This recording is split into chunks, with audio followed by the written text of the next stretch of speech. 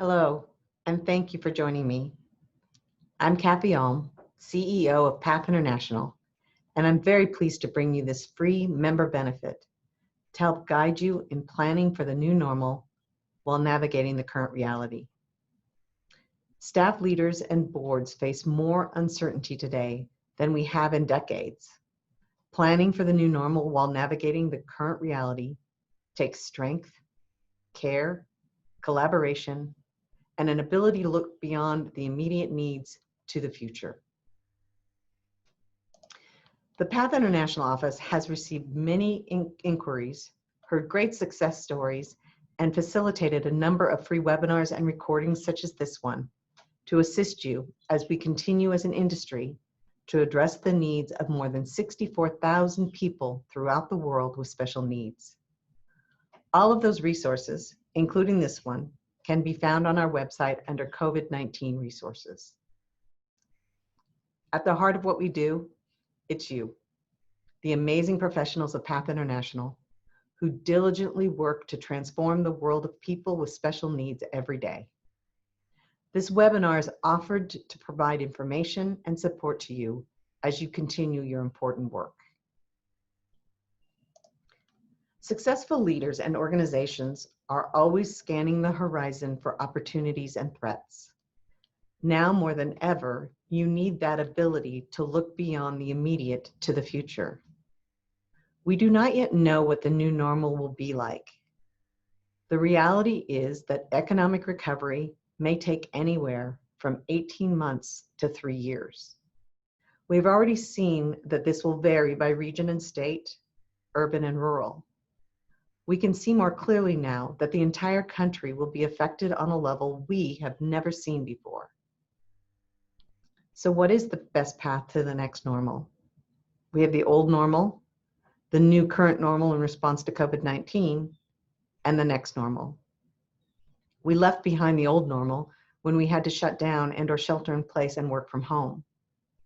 With this reality comes the recognition that we will never completely return to the old ways of doing business. The way we use technology and work remotely will be dramatically different. Entire sectors of the economy will be reimagined, and those organizations who focus on the future and think about their services in new and innovative ways will have the best chance for continuing our life-changing work now and into the future. Today's webinar is designed to give you some tools for thinking and planning. We will cover 3 areas: reopening considerations and planning for the future, impact on staff, and financial stability. We'll start with reopening considerations and planning for the future. As leaders, you need to ask yourself and your board these core questions. How and when do we safely reopen physical spaces and in-person events?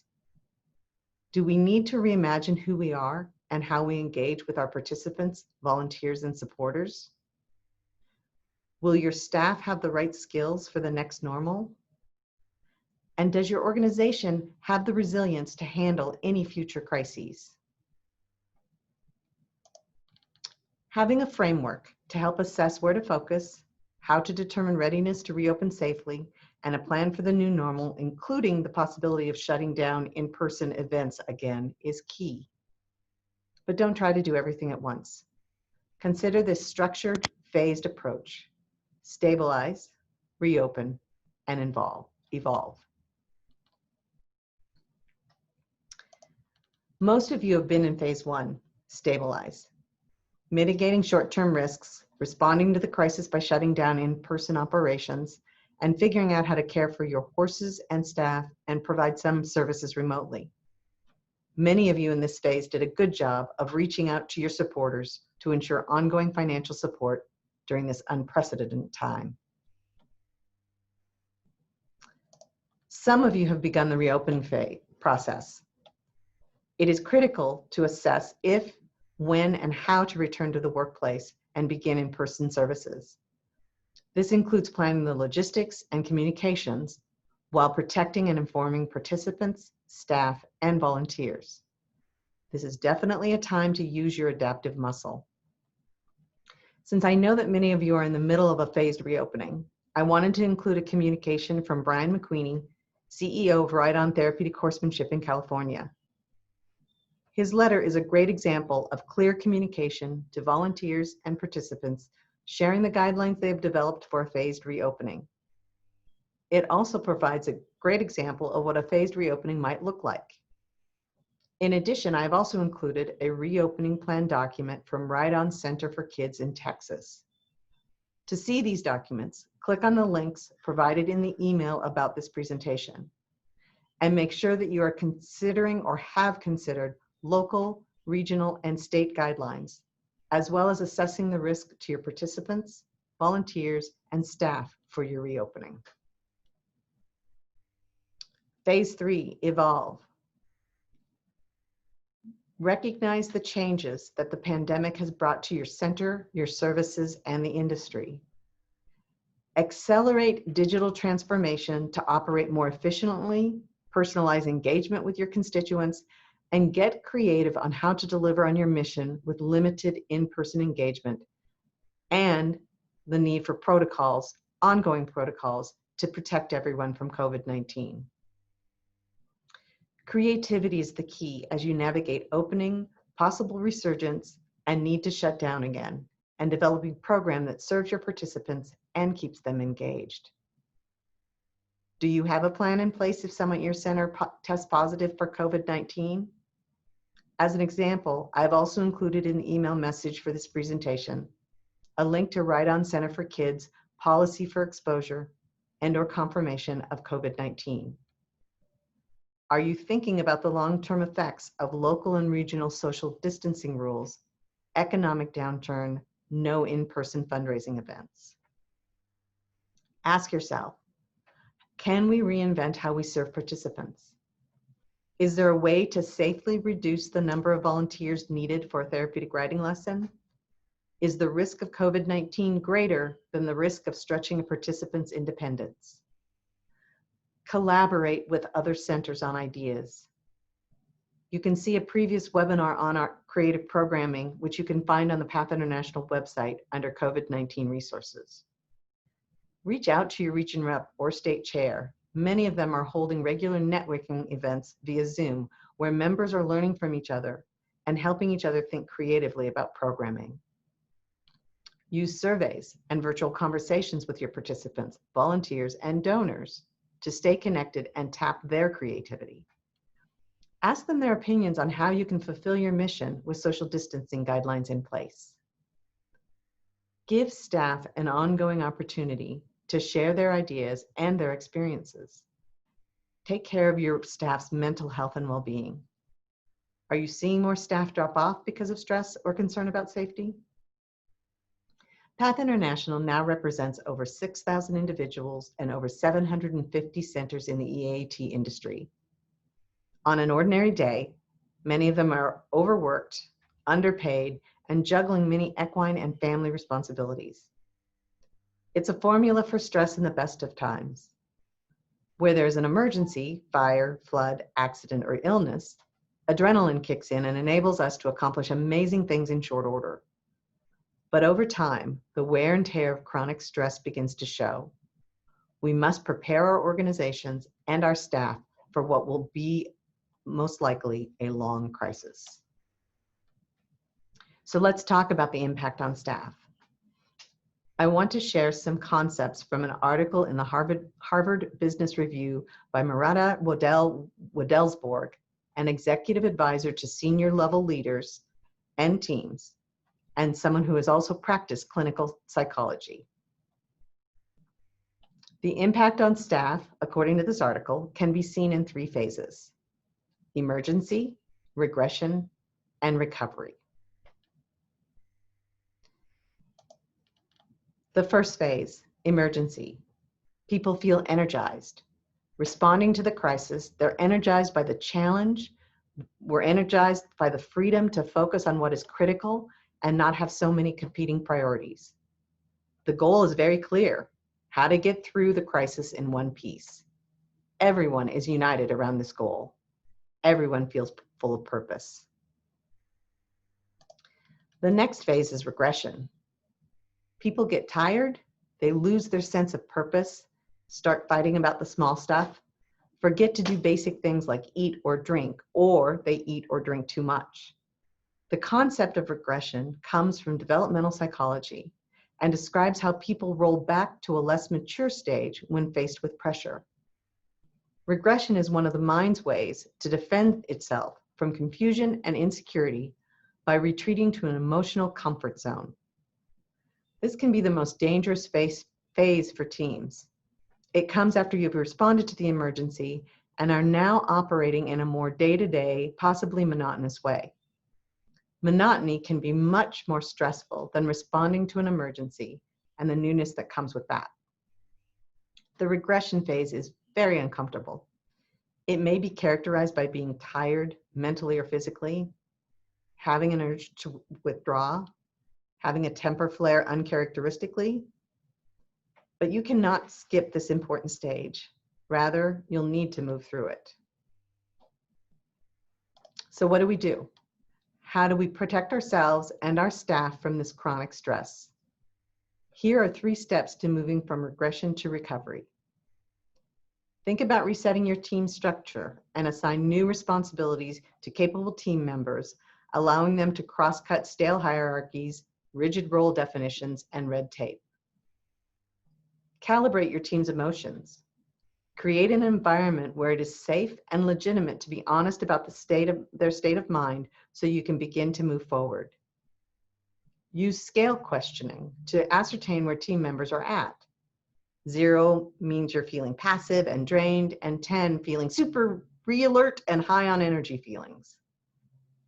Just by sharing numbers, team members can have a conversation and get support to move up or down the scale.